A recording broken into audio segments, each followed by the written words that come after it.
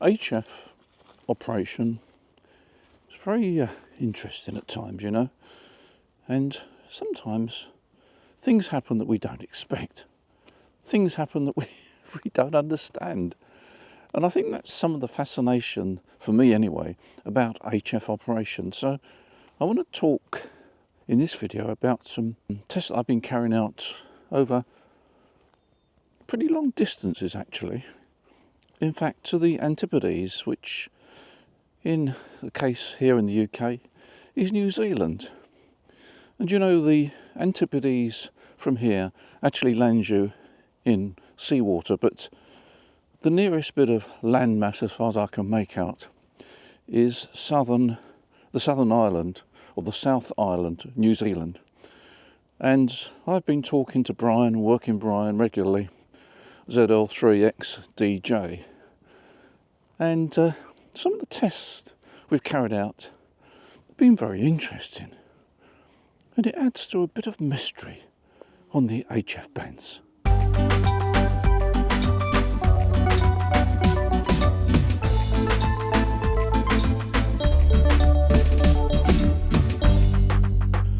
Early this morning it was 1 degree centigrade. It's a cold spell here in the UK, and whether it's a pattern that's to come, we shall see.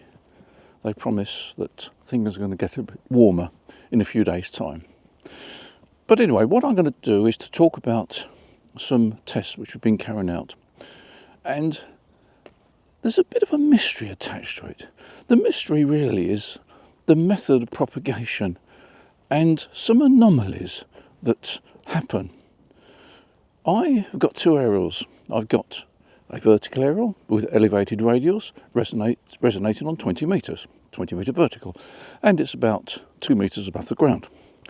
I've also got a half-size G5RV, which works pretty well on 20 metres. The resonant point on 20 metres is just outside the band, but the VSWR is around about 2 to 1. So that's fine for operation. And that antenna's 28 feet above ground, whatever that is in new money. It works very well. But one of the strange things is that when I'm working Brian, my half-size G5RV works so much better than my vertical antenna. And we're talking about big differences. The other day I was getting 5 and 9 from Brian, 5 and 9 plus at one point.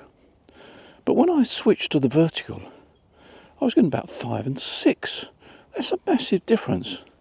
That defies logic, because we all accept that a vertical antenna is a low angle radiator. And we also accept that the horizontal antenna that is not that high is not so good.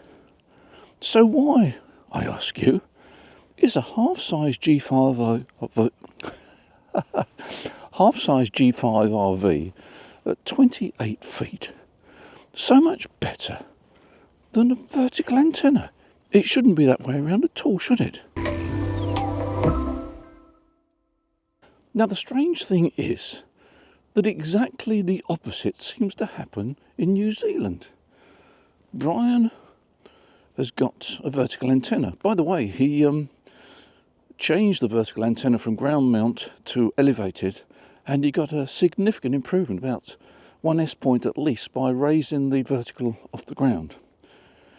And it's pretty universally accepted now that if you have a vertical antenna and you can raise it above the ground rather than have the radials on the ground, two things happen.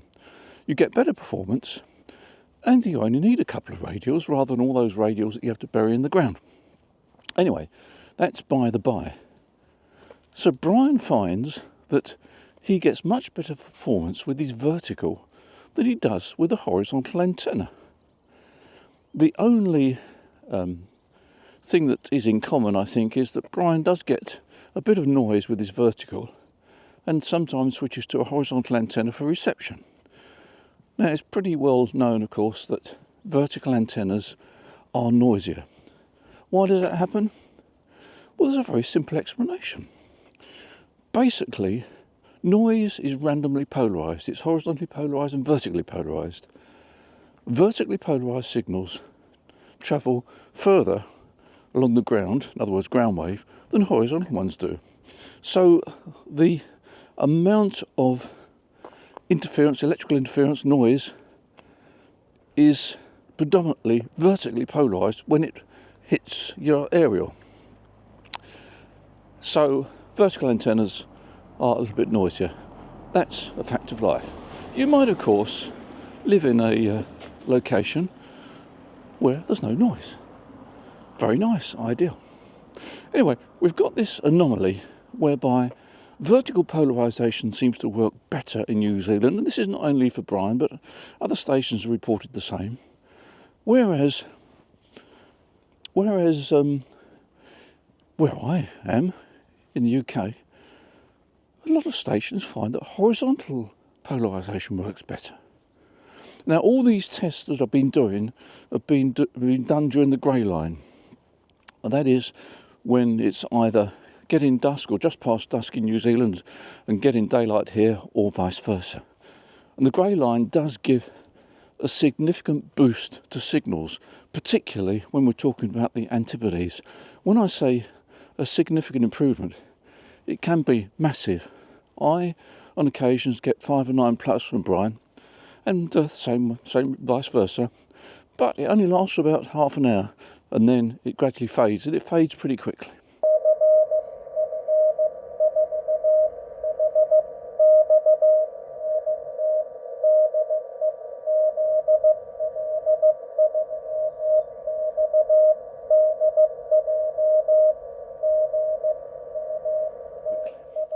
So we're left with this conundrum. Why the difference? Why is there a difference in the northern hemisphere, or at least in the UK, compared with New Zealand in the southern hemisphere, and Brian right at the bottom of the South Island of New Zealand? Let's first of all look at the problem of, although not the problem, but the question of why a vertical antenna would seem to work very well in New Zealand, the South Island of New Zealand, and why my horizontal antenna seems to be the better choice at my location in the UK. Now, Bill W6QR came up with a theory which is very plausible, and of course, like all these things, it's very difficult to prove, but it merits sort of consideration because it may well be the answer. Bill pointed out that the magnetic field changes its polarisation around the world. Depends where you are. It might be horizontally polarised, it might be vertically polarised. Now the suggestion is that where Brian ZL3XDJ is located, at the bottom of the southern island of New Zealand, it's predominantly vertically polarised, and that therefore would benefit a vertical polarised antenna. Now, in the northern hemisphere where I'm located, it's quite possible that the magnetic field is predominantly horizontal. And if it's predominantly horizontal, then it may well be that a horizontal antenna is the better choice. The fact is that we've done numerous tests, and always my horizontal antenna works better when I'm working Brian in New Zealand, not only Brian but other stations in New Zealand, and actually in Australia as well. Whereas Brian's vertical clearly is the better choice for him when he's working into the western part of Europe. Now, the sweet spot for this Super DX, I should explain, seems to be 20 metres. I've had contacts on 40 metres with Brian in New Zealand. 20 metres is very, very reliable and produces the strongest signals. 17 metres works, but not on a reliable basis. So if you want to try this out for yourself, then I would start on 20 metres. That's the surefire band if it's going to work for you.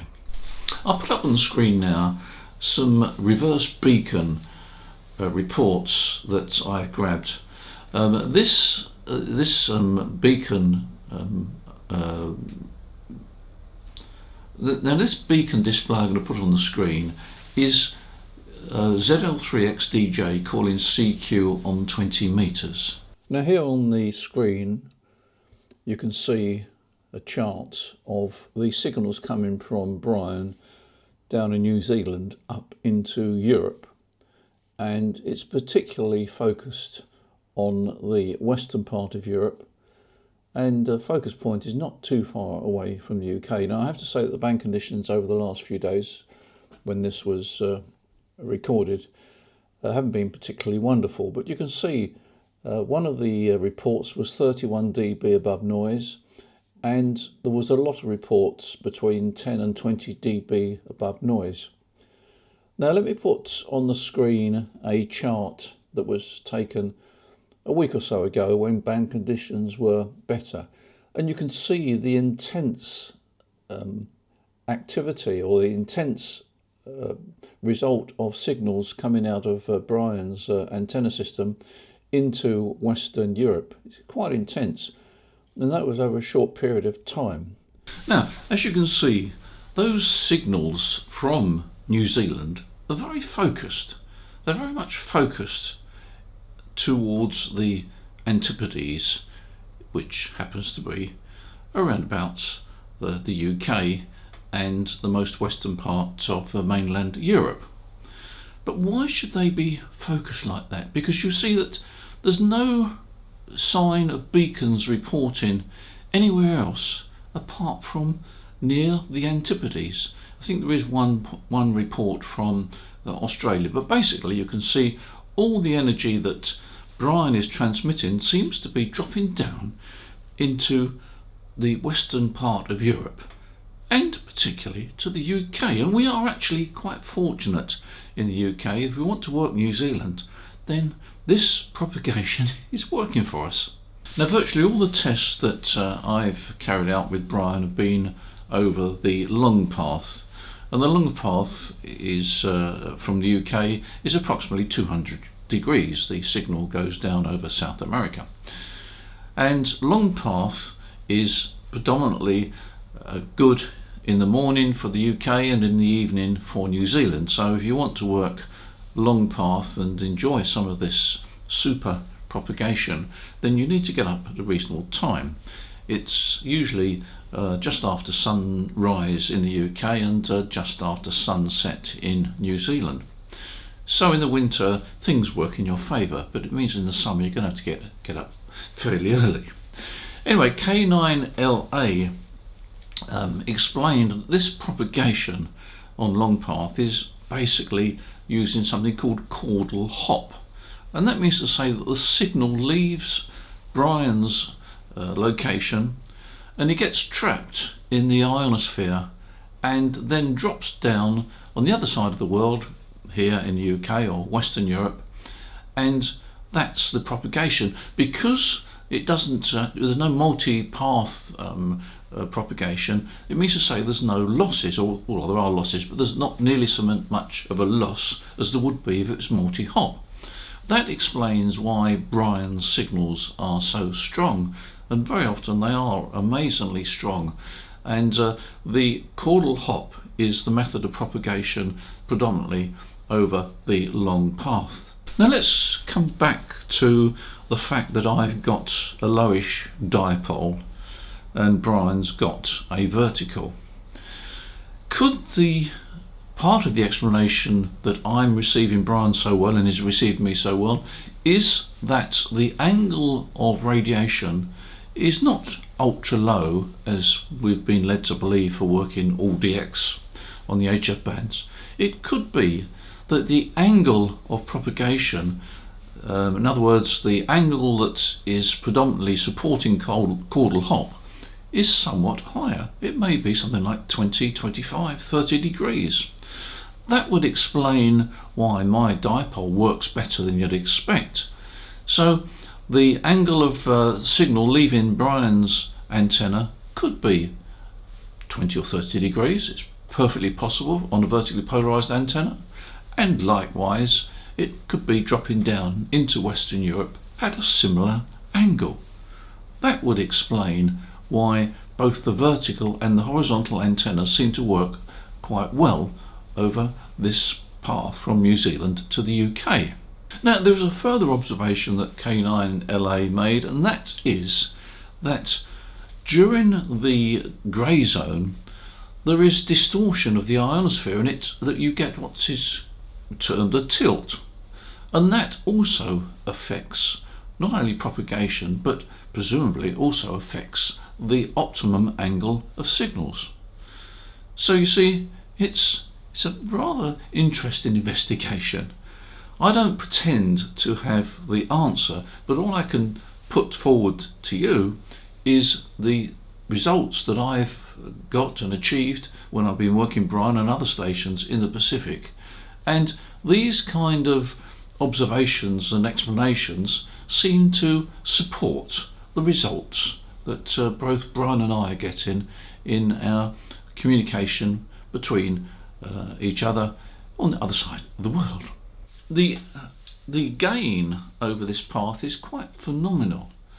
I think K9LA also explains the level of gain. It's quite phenomenal. It's not so much gain, it's absence of loss. The signal is not attenuated nearly so much as it would be over a multi-hop path. So if you are in Western Europe and if you are in the UK, then there's a chance to get some good contacts into New Zealand if you get up at the right time. Now, I have tried short path, and Brian has tried short path. It doesn't work nearly so well. The short path predominantly is in the evening. In other words, it's 12 hours opposed to the getting up early in the morning as far as the UK is concerned. I have actually had some interesting contacts with Australia. Sometimes I've been on 20 metres in the evening, around about 10 o'clock at night, when the band ostensibly is dead, there's not much on there, and I put out a CQ and had a reply from Australia. This happened 2 or 3 times recently, and it's quite amazing. I'm not sure of the propagation or the path. It's certainly a short path, but it's quite amazing that out of a very quiet band pops a signal from Australia, and it's quite exciting at times. Anyway, there we are. Well, I hope it's encouraged you to get onto the HF bands and make some exploration for yourself. I'm sure there are many examples of other types of propagation and other contacts you've had where you're not quite sure why it's happened and how it's happened, but you're very happy that it has happened. Oh, by the way, Brian recently was operating QRP. He's recently added a reflector to his vertical antenna, and he was operating at 5 watts and working into the UK at 5 watts, and he was getting 5.5 reports, which is not bad for 5 watts. It means to say that 5 watt signal has travelled what? Something like 13,000 miles, I think it is, if you measure the long path, something like that. It's quite phenomenal. Anyway, I hope it's inspired you to get on the HF bands and do a bit of operation. And also, I must say that a lot of our contacts are on CW, and Morse code is quite a phenomenal mode to work long distances, because sometimes when the signals do start to die away and the path starts to fade, you wouldn't be able to maintain contact on SSB, but you can on CW. Anyway, that's another matter. In the meantime, thanks for your support on this channel. It's much appreciated. Don't forget to press the subscribe button, and also thanks for your support at the shop.